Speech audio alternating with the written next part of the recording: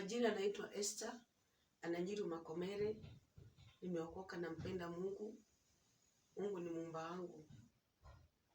Na niko na message kutoka kwa Mwenyezi Mungu kwa sababu ya msamaha. Watu wengi wanatoka hapa duniani wanafariki wanaenda jehanamu kwa sababu ya kutosamehe. Ni vizuri kusameheana. Ni vizuri kusamehea mwenzako. Duniani kuna changamoto mingi, kuna mambo mengi, lakini kubali kumsamehea aliyekudhulumu, aliyekutesa, aliyekugandamiza, aliyekukataa, aliyekuchukia, msamehe. Bwana Yesu asifiwe tena. Namshukuru Mwenyezi Mungu kwa uzima ambao ametupa siku ya leo. Niko na message kutoka kwa Mungu, na hii message ni ya kila mwanadamu ambaye Mwenyezi Mungu alimuumba. Ya kwamba kama tutasameheana, tusameheane dhambi zetu. Kama tutasameheana, naye Baba yetu wa mbinguni hatatusamea. Na dhambi za kutusamea, unakuta hata wanadamu wengi wanatoka hapa duniani. Ndio mtu alikuwa mtumishi wa Mwenyezi Mungu, alifanyia Mungu kazi, lakini kwa sababu hakusameheana, pia yeye unakuja hizo dhambi zinamkuta yuko jehanamu. Kama mimi nikiongea kama mimi Esther, kwa kweli maisha yangu, wacha niseme wazazi wangu walinitesa sana. Hawakunipenda, walinitupa. Ilikuwa ngumu sana kama mwanadamu kusamehea wazazi wangu, kwa sababu nilipenda kusoma nikiwa mdogo, sikupelekwa shule. Nilipenda kuishi maisha ya mtoto wenzangu, sikuweza kuishi maisha hiyo. Maisha yangu ilikuwa maisha ya kuteseka sana. Hata kukula kwenye pipa, kula kwenye taka, kulala nje. Sasa kama mwanadamu niliishi mtoto wa uchungu katika maisha yangu. Nimekuwa msichana wa uchungu sana ndani ya moyo wangu. Nimekuwa mama wa uchungu sana ndani ya moyo wangu. Sasa kusamea hata mtu yote kunikosea ilikuwa ngumu sana. Lakini nimekuja nikasamea kama niweza kusamea wazazi wangu. Nashukuru sana kwa sababu nilipowasamea, niliwasamea kabisa kutoka ndani ya moyo wangu.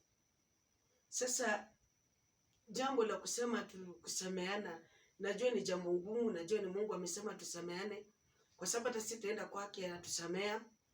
Na usiposamea mwenzako, hata kama ulikuwa mtumishi wa Mwenyezi Mungu, ukitoka hapa duniani utaenda jehanamu.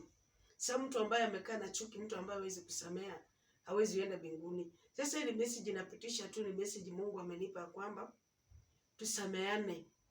Yaani semea ule mtu alikukosea, msamehe. Najua duniani kuna changamoto mingi sana, labda umepitia changamoto mingi sana kuliko mimi. Lakini kama mimi niweza kusamea wazazi wangu, naomba tu mahali ulipo, haijalishi ulitusiwa, umedhulumiwa, ulitendwa kitendo gani, lakini naomba tu kwa sababu ya maisha yako ya baadaye ukubali kusameheana. Mimi niliposamea wazazi wangu, kwa kweli niliishi mtoto wa uchungu, niliishi msichana wa vita sana katika maisha yangu. Na ungenijua kwa nini nina vita mingi hivi. Mtu angenikosea ningempiga, singembembeleza. Nilikuwa msichana wa hasira, wa uchungu sana.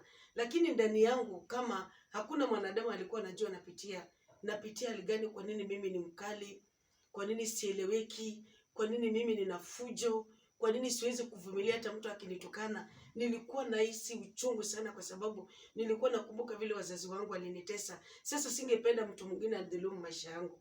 Labda umepitia maisha kama yangu. Mimi nasema niliweza kusamea wazazi wangu kabisa. Niliweza kusamea tangu kwa ndani ya moyo wangu. Labda umedhulumiwa, nimekuwa na watu wengi sana katika maisha. Mwingine anasema hata ndugu yangu alinidhulumu. Hata nimezaliwa kwetu kule ni mama yangu alizaliwa. Ndugu zangu walinidhulumu, walinifanya kama mke. Ndugu za mama yangu. Nimekuwa na kipindi gumu sana na watu wakisema ile hali ambayo wameitia akiwa dogo, vile walidhulumiwa katika maisha yao, ya kwamba msamaha ni ngumu, lakini msamaha kwa Mungu anaweza. Ni heri umlilie Mungu. Umwambie Mungu, nilidhulumiwa, Mungu nisamee. Na Mungu uwasamee waliokudhulumu. Kwa sababu duniani kama mtu alitenda mabaya, kesi iko mbinguni. Ndio nasikianga kila mtu atalipa hesabu yake mbinguni, atatoa hesabu yake. Ningeomba tu kama mwanadamu, ni message ya wanadamu wote, sijachagua dini. Kama wewe ni mwanadamu ambaye Mwenyezi Mungu alikuumba, na unataka siku moja utoke hapa duniani, ukuje muone Mungu katika maisha ambayo umepitia maisha ya shida.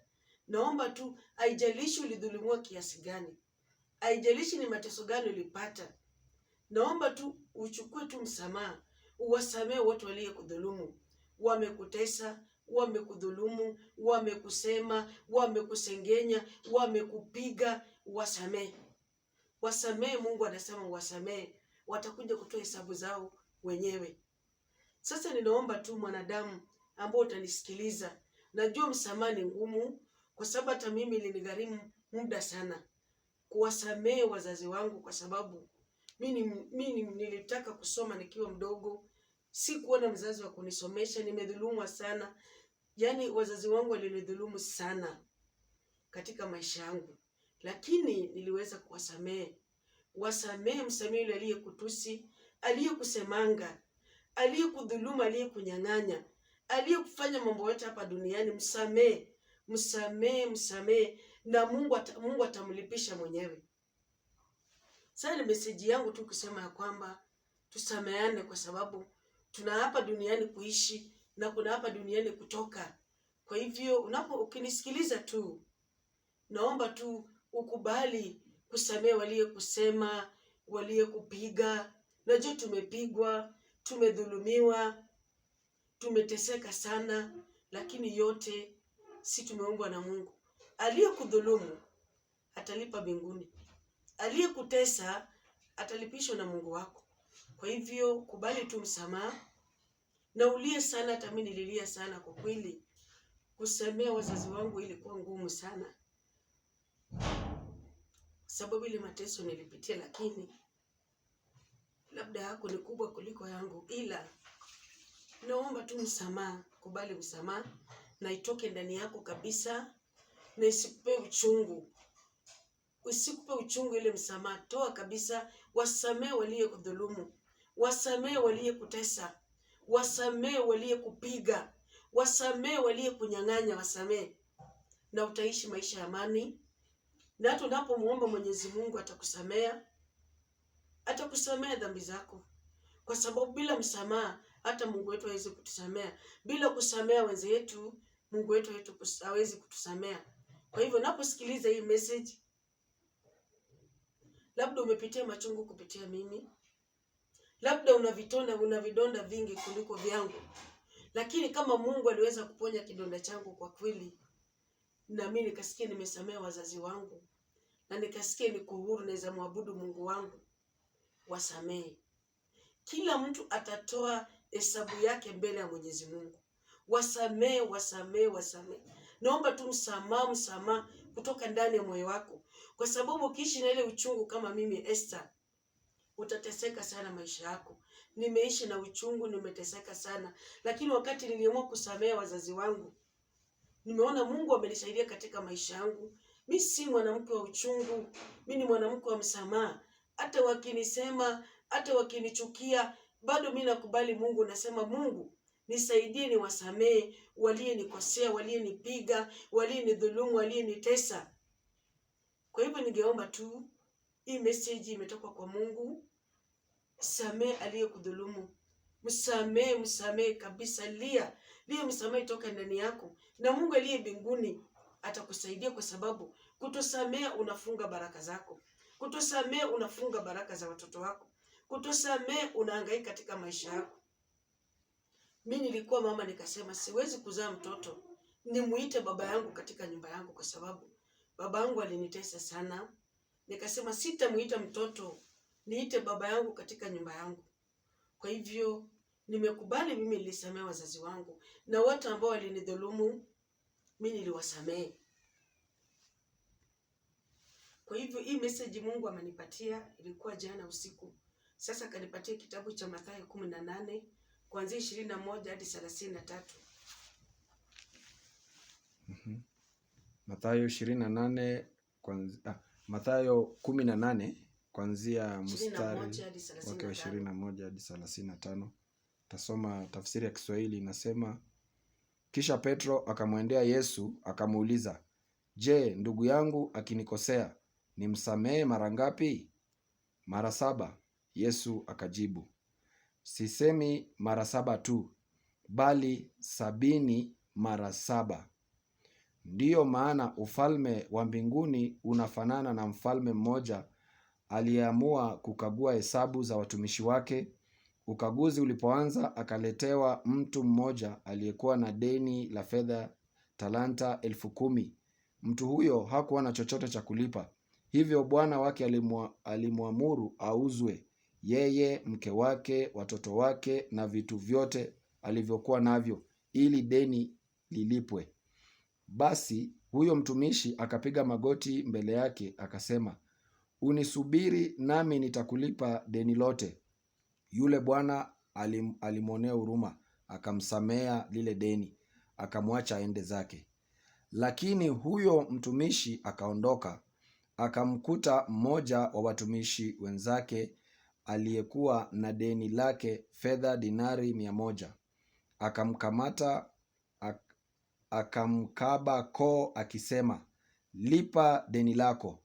Huyo mtumishi mwenzake akapiga magoti akamwomba, unisubiri nami nitakulipa. Lakini yeye hakutaka, bali alimtia gerezani mpaka hapo atakapolipa lile deni. Basi watumishi wenzake walipoona jambo hili walisikitika sana, wakaenda kumpasha habari bwana wao juu ya mambo hayo yaliyotukia. Hapo yule bwana alimuita huyo mtumishi akamwambia, wewe ni mtumishi mbaya sana. Uliniomba nami nikakusamehe deni lako lote. Je, haikukupasa nawe kumhurumia mtumishi mwenzako kama nilivyokuhurumia? Basi huyo bwana alikasirika sana, akamtoa huyo mtumishi aadhibiwe mpaka hapo atakapolipa deni lote. Na Baba yangu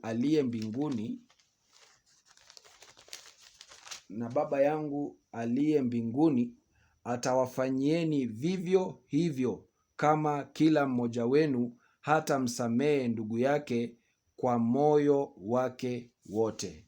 Amina.